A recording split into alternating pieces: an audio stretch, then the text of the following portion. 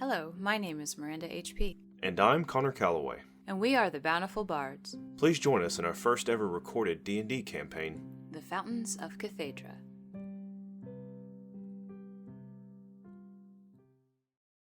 I think the goblins in town are going to be pretty mad about this. Forget the goblins. You performed magic. You're not a cleric. Yeah. Do you realize what this means? How long have you been performing magic? I haven't been performing anything, okay? Look, I was just having a bad day a while back, playing music, and next thing I know, it just kind of happened. And what did you expect me to do? What do you mean? What do you mean, what do I mean? Like, there wasn't anybody I could tell. When anything like this happens, when the people go and, like, say anything about it or whatever, do you ever see them again? No, they go to Vault. How do you know? That's what we're told. And you believe that, do you? I mean, the Book of Adder teaches us that magic outside the church is bad. Yeah, and don't you think being sliced to ribbons by angry goblins would have been bad-er than what I did? I appreciate what you did. I'm mainly worried. Are you all right? Yeah, I don't feel any different. Are you sure? Yeah, I'm absolutely sure. There's no, like, whispering evils of, like, hide all of your trousers and burn the place down. None of that. I mean, more than usual anyway. He stops for a moment. Well, that's good. Have you told anybody else you could do this? No, of course not. Dad? He's too honest. Mom? First, she'd dissect me, or vivisect me, perhaps, and then she'd bundle me off someplace where you'd never see me again. Really? No. What does vivisect mean? It's where they dissect you when you're alive. Oh. She'd put you to sleep first, right? All right, look, all right. But you're fine. Yes, I'm fine. You haven't gone to talk to the cleric or anything about this, right? No, and to be honest, when I'm helping Mom shelve stuff, there's some books in there that we're not supposed to read. So, what do you think I did? I'm sure you read. Yeah, of course. And the interesting thing is that I just get this weird feeling that we're not being told everything, and not just the, like, you know, and the, oh, little kids don't get told it. No, like, I kind of feel like there is a lot more to everything than what we've been told. And I'd like to know more about it. And look, really, the important thing we need to consider at this point is not whether or not I can make something burst into flames, but where the heck those goblins came from. They got lucky, you know. They really did. The goblins or the Meekin family? Yes. I mean, I guess it could have been worse for the goblins. At least all they did was die. Yeah, I feel pretty bad about that. Yeah, but we didn't really have a choice, did we? No, and I'm pretty sure that Captain Copperstand would say the same. Well, you did him proud with your fighting stance. Well, he wasn't here, but I guess so. Look, let's get back and let's tell him so the guard can know. They're probably going to want to send somebody else to investigate. But yeah, those goblins were very weird. I agree. They didn't really fit. And like I said, I'm pretty sure the local ones will be really upset because they don't look like that. They don't act like that. They've worked really hard to overcome people thinking they act like that. How long has it been since we've had external goblins here? Nothing like that. Not all the at goblins all. that we've had are, they come from the civilized road. Yeah, These must be from what once was. that brings its own series of questions, doesn't it? Yeah, how did they get past the Lance? The Lance has patrols protecting us from the center of the map, and then also, from the mountains. So how did they get past them? They would never get past them. A lot of questions that we have to figure out. We have to figure out? No, the guard has to figure out. We need to get back home. I mean, not mutually exclusive. Oh, well, all right. So as you get back to town, the two of you go to find Captain Copperstand, who is, a dwarf, in about the middle of his age, has a dark red beard mixed with hair. He has it all braided and conditioned properly as a soldier should. As you know about his history, the captain actually comes from working in the Lance, which he retired from, and now they have repositioned him and provided him a new job where he's just training recruits and also training guardsmen in a local town that he decided to settle in. So, as you go up and you speak with them, he's like, Whoa, where'd you get these cuts from? Is everything alright, Jim? Sir, goblins. At the Meekin farm. Goblins? What do you mean? Leah, explain the goblins, please. These weren't typical goblins. I don't know, they look like they weren't... Well, one, they certainly didn't look like they were from around here for sure, but they didn't quite look like they belonged anywhere. They were in really weird leathers and stuff, and they didn't speak any of our languages, and they were aggressive. They tried to kill us. We had no choice. What do you mean, wait? Where are these goblins now? Well, they're tidily in piles at the Meekum farm, waiting for you to go check them out. We had to kill them, or I had to kill them, sir. They attacked us. You killed them. He did a really good job. How many goblins were there? 3. Well, and one big one. And a bigger one. I see. Some type of raiding party, maybe. Maybe. I don't know what they wanted to do with the inside of the farm. I mean, we haven't seen behavior like this. Not Food, that I know of, anyway. Possibly food of some sort. All right, I'll get a patrol and we'll go right out there. He turns and he whistles, and you see a couple of other guardsmen that usually protect the town. And you know all these guardsmen by their first names. I mean, he's... What's up, Joe? Yeah, exactly. Hey, yeah, exactly. He tells them to get ready. He goes, Jessica. You two did well, and I'm glad you're safe. Go get your leg looked at, and go tell your parents what's going on. We're going to run out to the farm now. Check on the family and see if we can follow the trail and figure out what happened. Dad is never gonna let us do anything again. Yeah, maybe not. So, yeah, let's get your leg looked at. Aren't you glad I poured that stuff over it? But let's try to make you look super presentable before we go home, so it just looks like a tussle and not like a fight for our lives thing. No, you mean the holy acid? Sure. Yeah, let's do that. Maybe Cleric Cathaidra is free. Let's go to the church. All right, sounds good.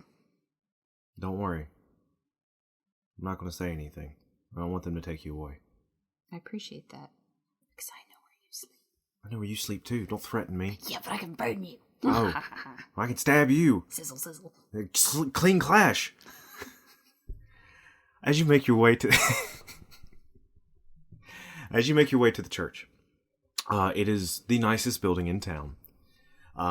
It is definitely, it can hold about a couple of hundred people inside of it. Against their will. But you're not going to find Cleric Cathaidra there. You're actually going to find him probably in the back large garden area. As the two of you go back there, you're more than willing to do so. Yep.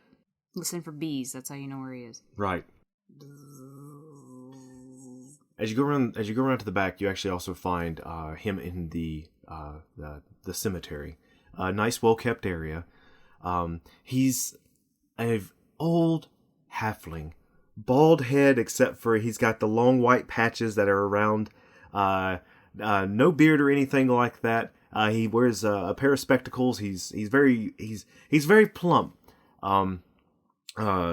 Cleric Cathaidra is also from the larger cities as well, and wanted to choose a place to retire. And within the church, the clerics generally move about and go from church to church in order to spread the word and the Book of Adder and everything else. But then once you reach a certain age, you can choose a church to retire at, and they'll just take that church off the shopping list, as it were, until, well, Cleric Cathaidra perishes. As you're walking up to him, he is currently maintaining and digging an area, a plot of land, where generally the clerics are kept once they pass away and once they're buried. And he seems to be like tilling up the ground with a hoe of some sort, and next to it he has a couple of sprouts sticking out of little pots like tomato plants and such. And as you walk up, Jimothy goes, Cleric Cathaidra, I could use your help. Whoa! Oh! Jim! Leah! Hello! You making good on your promise to be buried with your plants there, sir? Oh, I'm just starting my little garden, and I like to use my plot of land here that I'm going to have forever. I like to know that it brought up something good before I go beneath it. It's a little more of a joke. How can I help you today? So we got in a bit of a tussle. A tussle? Good heavens! Who are you fighting? Weird goblins? Now, that's not to do with the will of the church. You know better than to fight one another in the civilized era. Oh, no, they weren't civilized. What do you mean? These were some... You explain? Yeah. Okay. Explain. Sake of brevity, you explain. Oh, Oh, my. Here, come here. Let me see. Let me see your leg. He looks at Jim and he goes, All right. Blessed be the angel. Heal this boy so that he may better serve you in the future. And his hands begin to glow as he performs what is known as a miracle. As he puts his hands on Jimothy's legs and then runs his hands along where the cut is, and it heals up with a greenish glow. There, my boy. No charge. Your father does plenty of service being our hymnist here at the church. You two need to be careful. The angel be praised that you're safe. We are trying to be careful. We just also, didn't want to be grounded in our rooms for all of eternity. Oh, do your parents know yet? Not yet. Oh, dear. Oh, dear. Do you need me to go talk for you, or do you have this? You have this. Good. Wonderful. All right. Well, your father should understand. Yep. We'll let him tell Mom. You will let him tell Mom. That collections that she started here in town is doing very well. Everybody enjoys the library. And that museum in Miro that she runs. Heard a lot of good things about it. I might need to journey up there one day and go see it. Yeah, hopefully they don't get mad at us, because I kind of feel like we just did what we had to. The family's really lucky. They're probably coming in town, by the way, and they're going to need some help because the goblins destroyed pretty much all their food stores. None of them were hurt, fortunately. I think they managed to get into the cellar. They lost a few goats, but they are going to need some help. Oh, don't worry. The angel will provide. We have a few favors that we can reach out for and, get the local community here to really help the Meekin farm. We really appreciate what you did. Now go on home and tell your parents before they find out through other means. Yes, sir. Yes, sir. As you both leave the church area. Mm-hmm. As you're crossing the plaza to go to the collection where you believe your mother is, your father... Actually, no. You'd probably go inside where your father probably is. He's probably inside working at and preparing the hymns for tomorrow.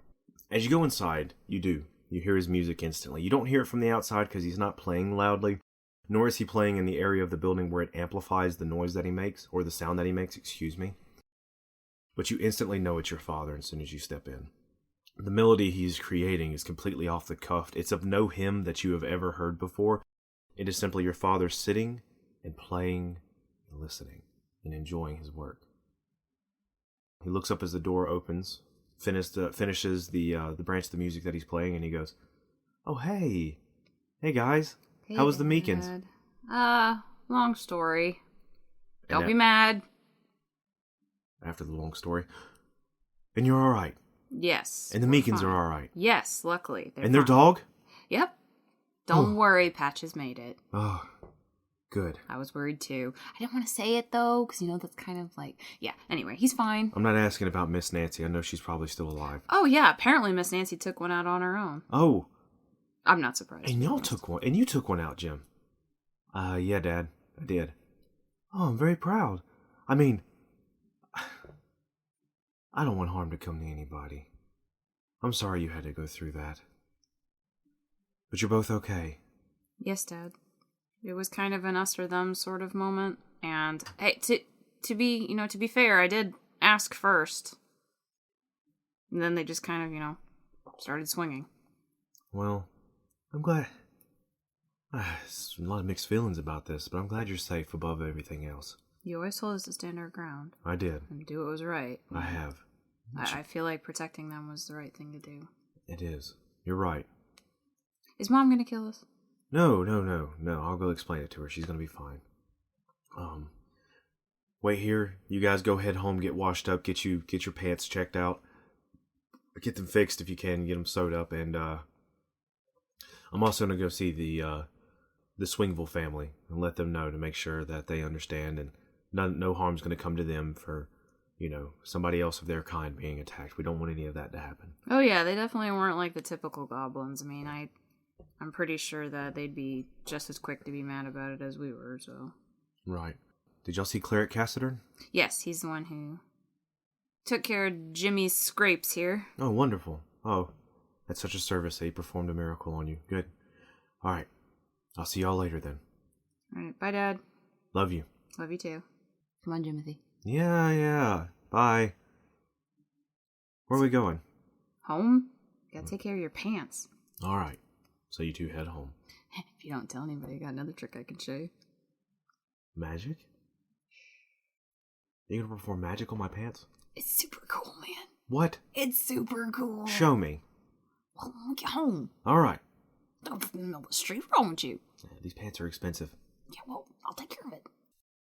So to get home, he goes and changes into his second pair of breeches. He has about 4, and he goes and hands them to you. And he goes, all right, show me. Now watch this. Watching.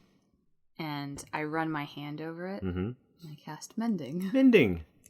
And you see as you do so, and you reach your hand across it, setting your mind once more into that musical tone, pulling from the source of power, you know not which it comes from, and you say, mending, in your magic voice. And they mend. They sew themselves back together. It's like, wow. There you go. What? And now you won't have to get a new pair of pants. Yeah. Just don't tell anybody. It's fine. It's fine. It's fine. We gotta do something.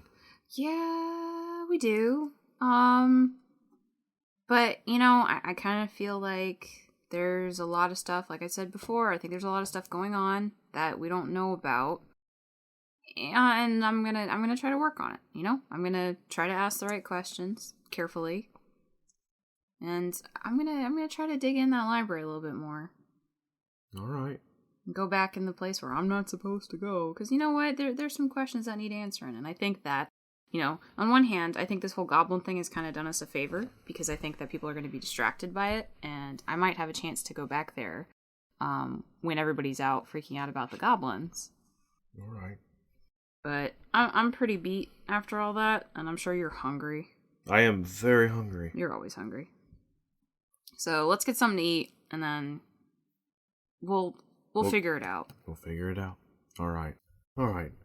So the two of you go off and get something to eat, and then after making sure everything is all right, Jimothy tells you that he is going to head to the training yard and wait for the captain to get back so he can discuss with what happened and go over everything. So he leaves you to go about your business as you wish to do. So, what would you like to do, Leah?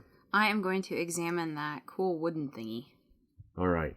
So you get back to your house, you go in your room, you shut the door, you lock it. There's no really any lock, but you put like a piece of furniture, your chair in front of it. And, well, no, I will say it's a lock. It's just a little wooden sleeve that slides over is all. You know, your dad wanted you guys to have your privacy. And you pull out that piece of wood, that dark, dark wood. What would you like to do? Well, what any musician would do initially is touch. Lots of touching. What's it feel like? Are there grooves, etching? Is there language on it? There are grooves. There are a lot of intricate cuts that have been made into the wood. Very teeny tiny, very precise cuts. As if in a language that you don't really even understand. If it's even a language. I mean, you're not sure what it could be.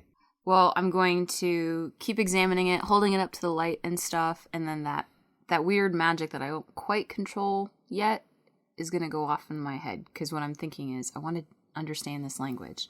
And I keep thinking that over and over again. And I cast detect. Or comprehend languages. Do you know? Yes. All right. You reach out once again to that source that just inspires you. And whenever you go to cast any of your magic, you know, you reach out and you can feel it and connect with it. And it comes from everywhere, and yet one place, yet nowhere. You can never explain it. It's always a subconscious type of feeling. But as you do so, along the actual top and most part of this, it doesn't say anything. It's not anything you can read. But around the handle, very tiny, there's a script.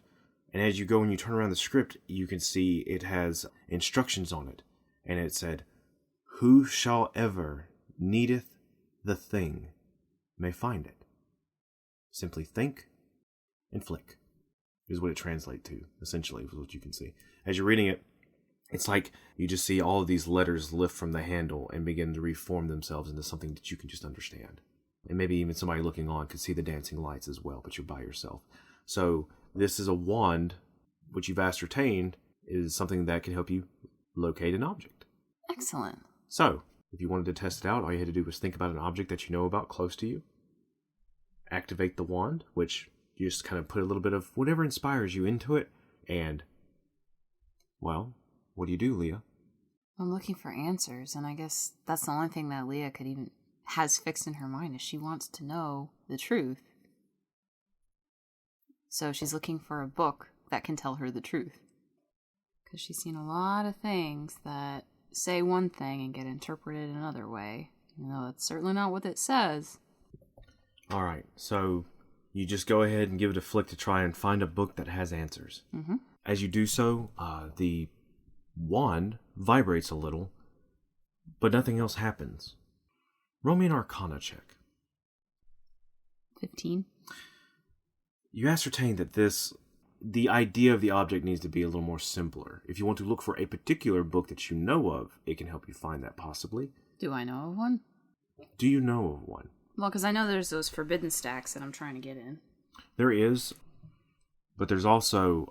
You're allowed in the forbidden section that your mother has shown you before, but you've read pretty much every book in there, and you don't... I would say, thinking back, there's nothing in there in particular that can possibly answer your question of where this come from. But there is one book that talks about magical artifacts, and that is the Book of Adder. If you want to roll a religion check. 14, I guess. Okay.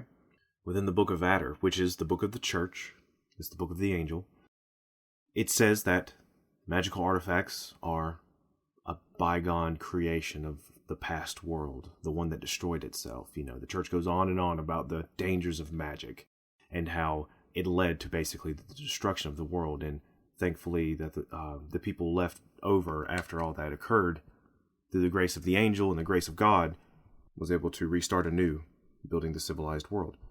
It also says that any artifacts found are dangerous. And usually they're found in a place called What Once Was, which is the center of your country, the Forbidden Area. Maybe I just want to know where the wand came from then. So what do you want to do? I want to find out where the goblins came from. Because they took the wand and carried it.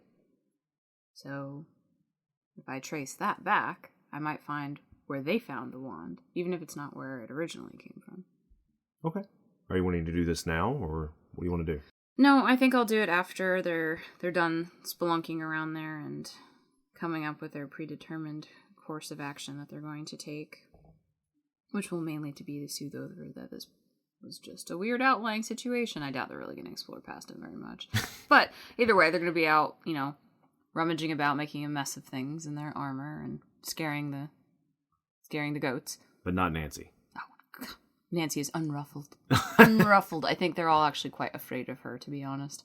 As they should be. Right. And I'm tired anyway, so I think it would make the most sense, especially because the parents are probably going to pay extra attention to us today, to just kind of keep a low profile for the rest of the day. Maybe even tomorrow, depending on how much Mom is paying attention. If she found something very interesting, she might not pay attention at all.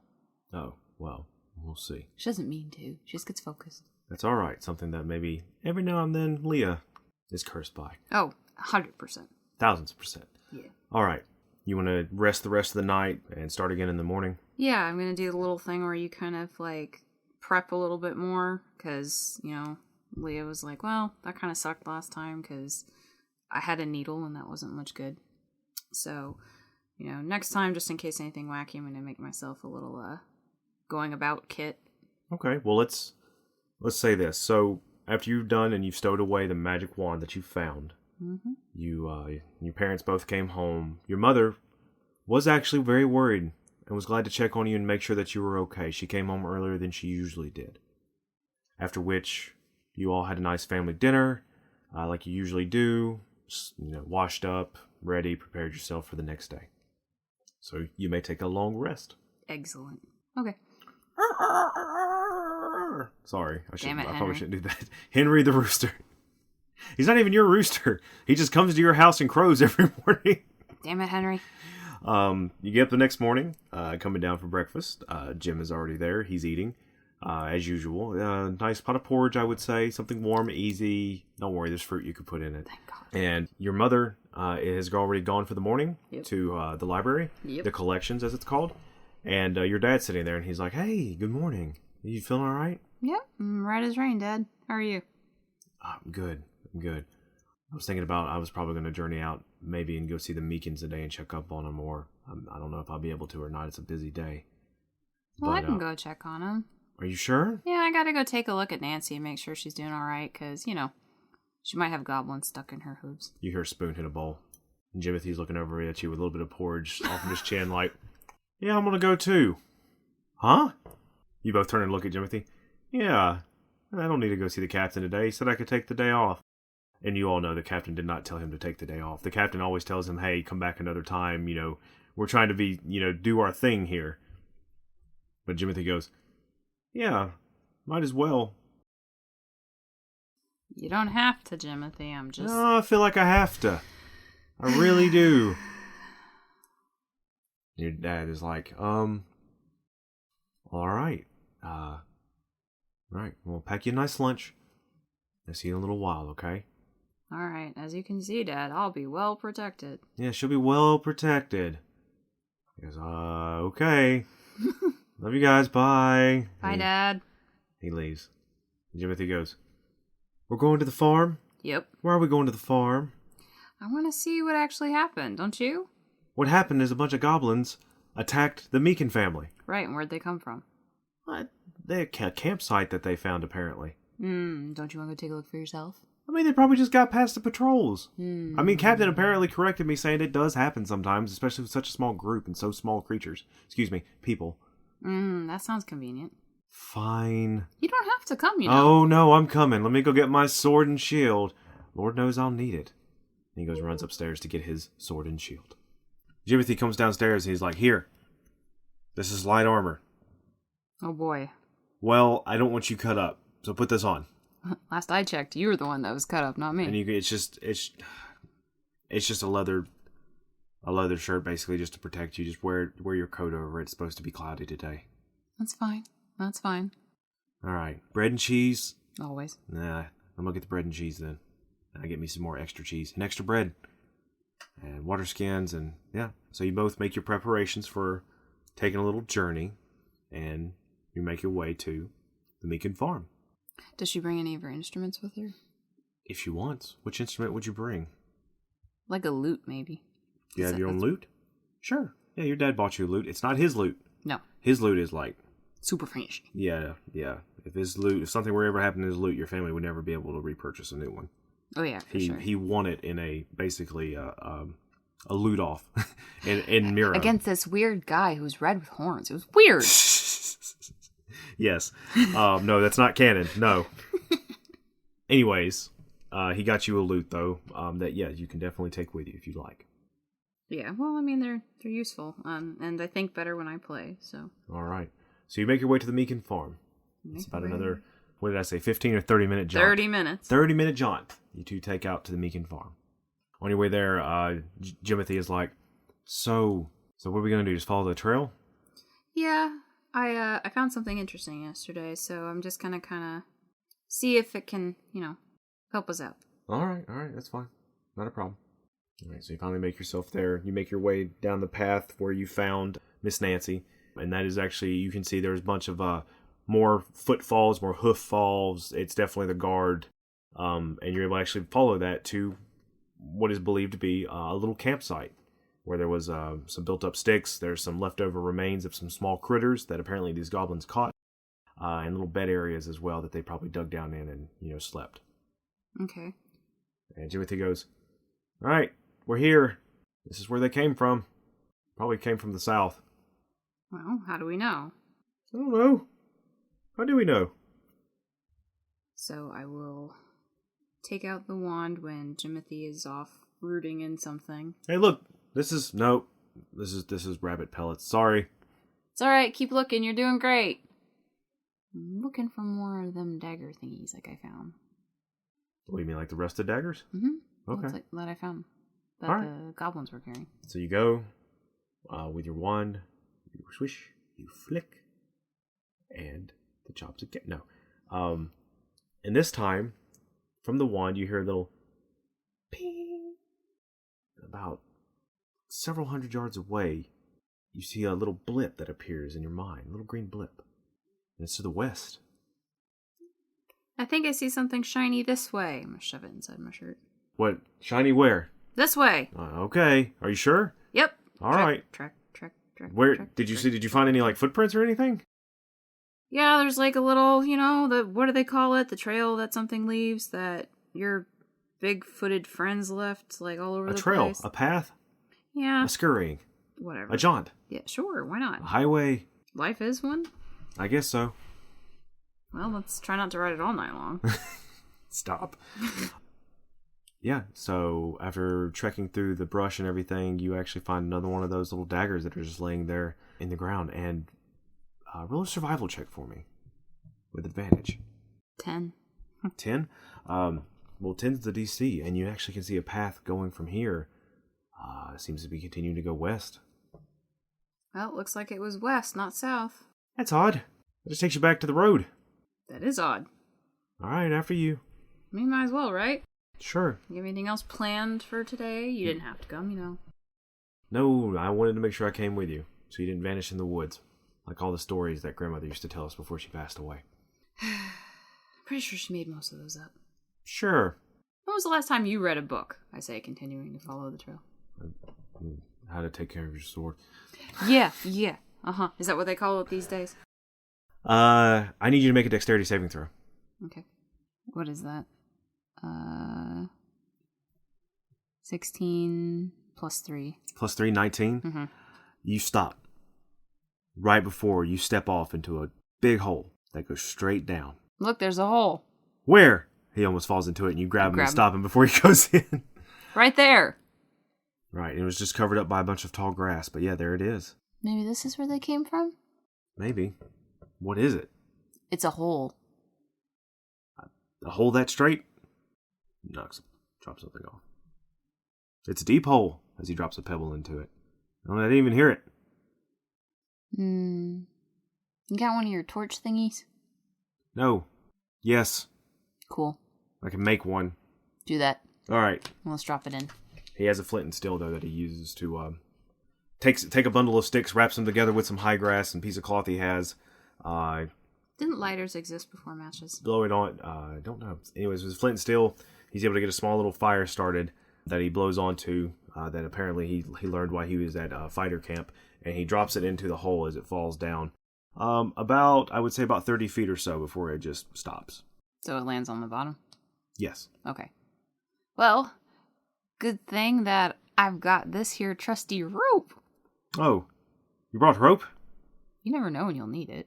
All right. I think it's a well. Well, let's find out. Well, let's find out. Thank you for listening. Please leave a review anywhere you found us. You can reach out to us on Twitter at Bountiful Bards. We hope to see you again on the civilized road. And bring bread and cheese. As the story goes, until then.